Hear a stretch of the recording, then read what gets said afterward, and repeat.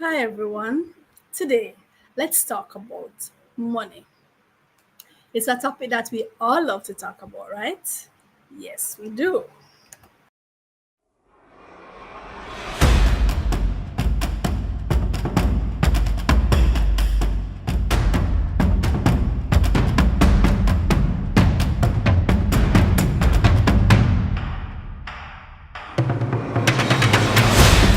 Yes, we all love to talk about money. We all love to have money. Don't you love to have money? I certainly love to have money. So, I want us to talk about some of the ways that we can change our attitude towards money so that we can develop a more positive relationship with money in our lives. A lot of us don't have positive relationships with money. We want it and we need it to live and to enjoy life, but we don't respect it. We associate it with negativity, and this needs to stop. This needs to change, right? So let's look at some of the negative attitudes that we have and how we can change those attitudes so that we can have a better relationship with money. So this is part one. There's going to be a part two video. We're going to look at 17 points, 17 different points that we can have to change our relationship with money and make it more positive. All right. The first thing you can do in terms of changing your relationship with money is to believe that you deserve to have it. You must believe that you deserve to have money. A lot of times we're tempted to feel that, oh, those other persons deserve to have it. If somebody comes to you and even mention money, the first thing you want to say is, do I look well? In the old days, you would say something like, who do you think I am, Rockefeller? Because you know that those were the rich guys in those days. More recently, who do you think I am, Donald Trump? Who do you think I am, Elon Musk? Who do you think I am? And we can name all the big names who we associate with money, and we're basically saying, I'm not that guy, I'm not that lady. Why are you coming to me for money?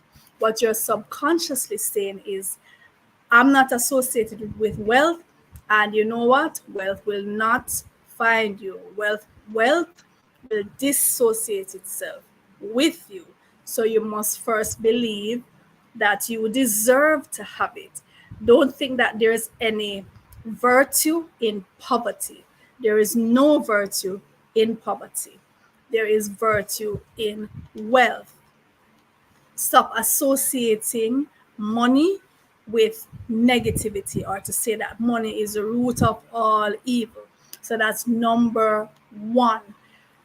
Believe that you deserve to have money.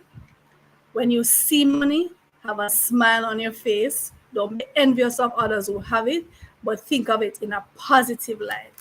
Number two, stop telling your children that you can't afford it and that you are poor. Even if you can't afford it, this is something that a lot of us, we just keep saying. If somebody is selling you something, somebody is showing you something, somebody is offering, let's do this, let's do that, the first thing come to your mind is, I'm poor, why are you even coming to me, right? Or I can't afford it. If you get into that habit of always telling your children, especially, that we are poor, we can't afford that, we can't buy this, we can't buy that, at least once in a while, treat yourself and treat your kids to something nice, something expensive. Let them be used to it. You know, as I always tell myself, I try to let my children have some experiences. um, Take them to the North Coast, even if you have to save up for it, no matter how long you have to save up for it. Take them to the North Coast, to this resort. Take them on a trip somewhere. Treat them to a dinner at a fancy restaurant. Don't let your children be thinking that the only way they can have these things is if they, as soon as they are able to get with someone who is going to give it to them, especially your girls. This goes for males and female, but especially your girls. You be the one to introduce them to luxury. You be the one to carry them on a trip. You be the one to take them to a restaurant on their birthday, on a special day. Take them out. Give them an expensive gift, no matter how you have to save for it. Don't let them think that they're going to have to give themselves to someone else, find a man before they can experience these kinds of things. I have a student, and every time something comes up, like we're going on a school trip, the first thing that student will say is, my mother is poor, my mother can't afford it. And this is because this is something that his mom is always telling him. Next time I saw his mom, I said, listen to me, even if you don't have the money, don't frame it in that way. Say, maybe I'll see what can happen or something else. But don't be always pushing in the child's head, we are poor, we can't afford it. Because guess what? You are listening to yourself. Your subconscious is listening to you, and your subconscious will play out exactly what you tell it.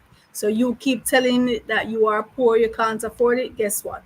You will always not be able to afford it, right? So that's the second thing. Stop telling your children that they are poor and that you can't afford it.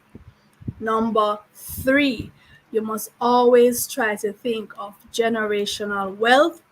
And if you come from a family that has for generations been struggling to eke out an existence, tell yourself that you are going to be the one to change that. And don't just tell yourself that, put things in place, do action to ensure that you're the one who breaks that generational curse, and you are the one who starts the generational wealth.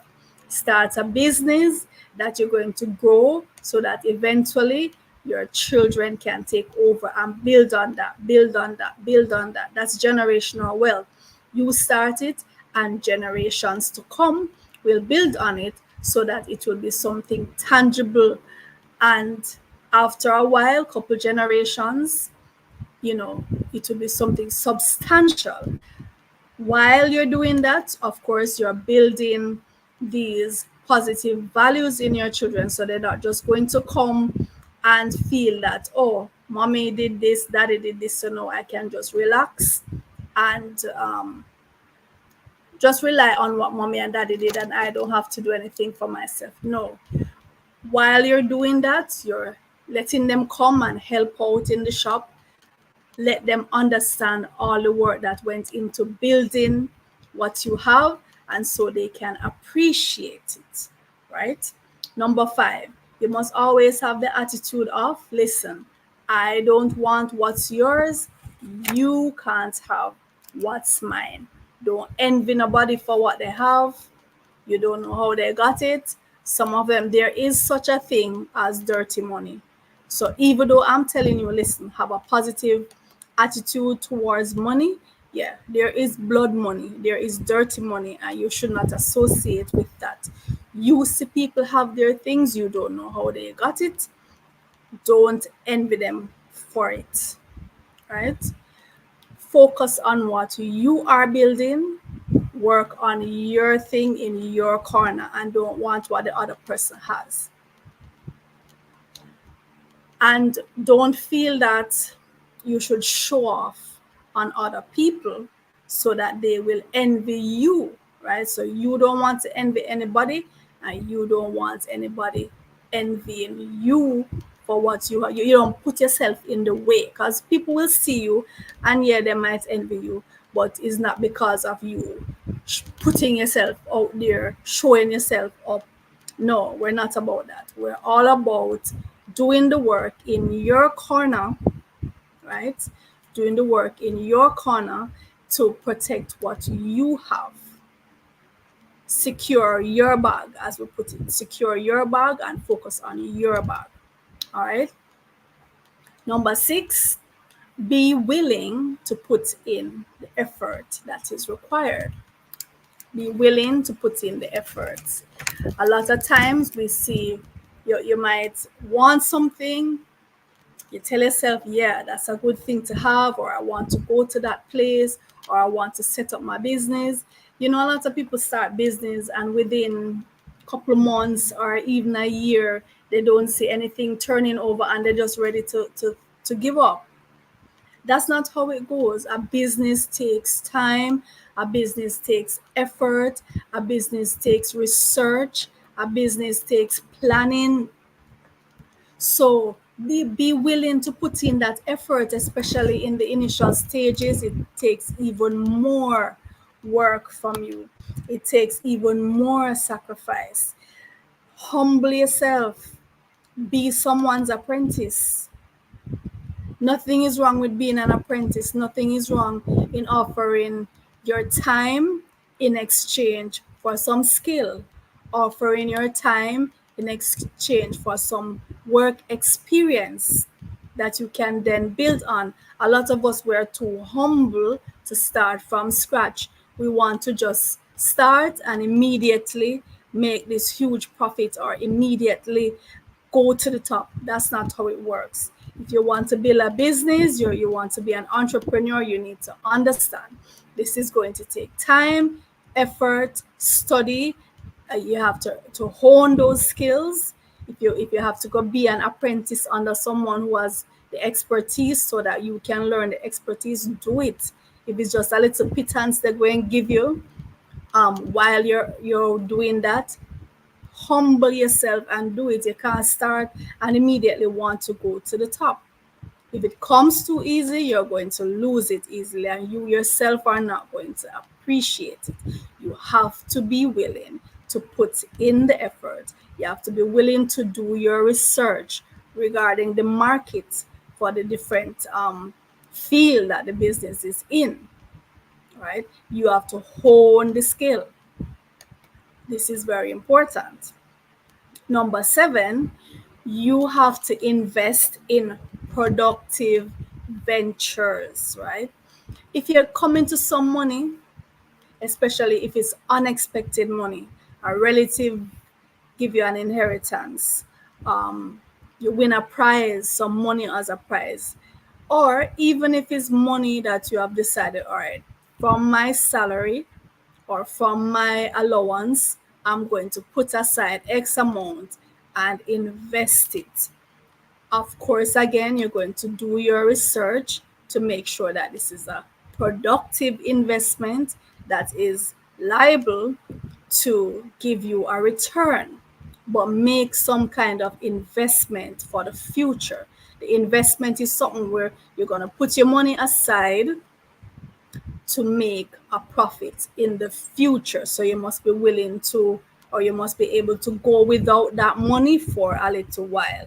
Whether you're going to invest it in your bank account, put it in a fixed deposit, or you're going to go on the stock market, do some research, get some advice from people who know the market, who know that, and put aside some money, put some savings down, some investment for a rainy day, right? You must have, I always say, you must have, in terms of money, enough to use, enough to keep, and enough to share, right? You must have enough to use, enough to keep, and enough to share. Number 8, quit the whole heap of partying and flaunting and flossing and the unnecessary spending. The unnecessary spending. Sometimes when you look, you were to sit down for the month and look at all the spending that you did, you'd realize that, hey, a lot of this was really unnecessary. I didn't have to buy this. I didn't have to, I could have walked. Where I took a taxi, I could have walked and gotten some exercise. Where I bought that extra cup of coffee, I could have gone without it. Some of us just party too much, and we are told, here's a big mistake that a lot of people are told, that in your 20s you should be frolicking, you should be partying, you should be quote unquote enjoying life. Your 20s are actually for planning and laying a firm foundation for life. 20s are not for squandering and just wasting your time and wasting your health also. A lot of people think they can just waste their health because it is indefinite. Health is not indefinite. You have to actually care for yourself. And the whole heap of partying and binge drinking and eating all kind of junk food, a lot of fast food. The young people especially do these things, and then they reach 30 and they look back and say, what have I done? What do I have to show? They don't own any assets. They barely own even their own health. So be very careful as you come into adulthood. 18, 19, going into 20s, you're in your 20s. Start saving from now. Take your education very seriously. That is what you're going to stand on for the rest of your life. That's your earning power, right? Number 9, the gambling and the lottery thing. A lot of persons invest too much in chance. That's putting all your hope on chance. You spend this money, you're losing money. Some people gamble every single day of their life. And they're just looking at it, it's just a $20, or it's just $100, or it's just $1,000. These things add up. And if you were supposed to look back at all the years that you spent gambling, putting these $20, $10, $20, $10, you'd be amazed if you had saved that, or if you had invested that. You would be shocked as to how much money you actually have. What are the chances of you winning the lottery? What are the chances of you even winning some of the smaller gambling? How much have you won compared to how much you have had to put in?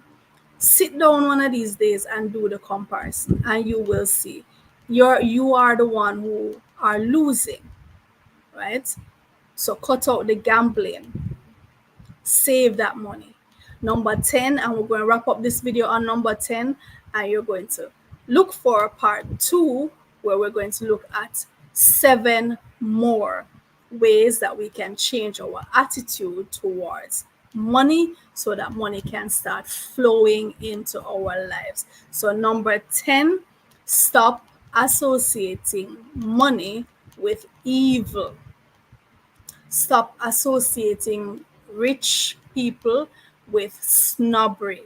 Stop associating wealth with a particular race or a particular class of people. Yes, wealth will put you in a certain class, but don't feel like because you were born outside of that class that you don't have any right to want to join that class, right?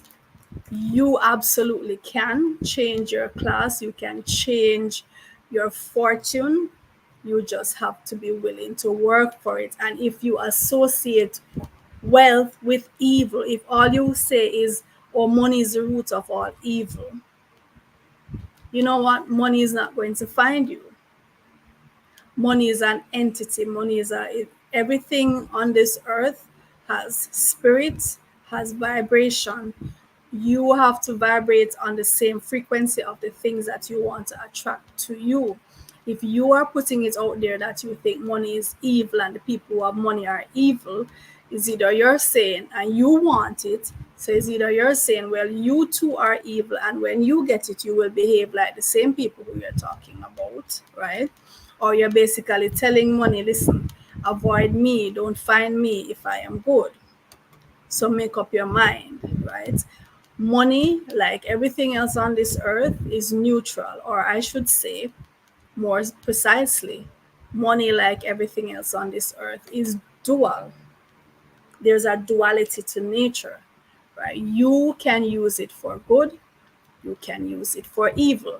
It can bring good into your life, it can bring evil into your life. It all depends on your outlook. It depends on how you intend to procure it. If you're going to use evil means to get it, then certainly it will bring evil and wickedness into your life. and attract those kind of people coming after it into your life.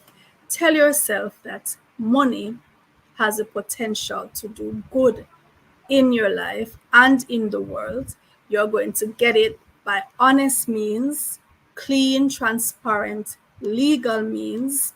And when you have it, you're going to use it for the betterment of yourself, your family, your friends, and the wider society. And you're going to attract the clean money. There is dirty money, blood money. There is clean money, clean, fresh, nice money. As the song said, fresh cash, clean cash. That's the kind you want in your life because you have fresh, clean things to do with it. So look out for part 2, and we're going to talk about some other ways that we can have more positive attitudes towards money.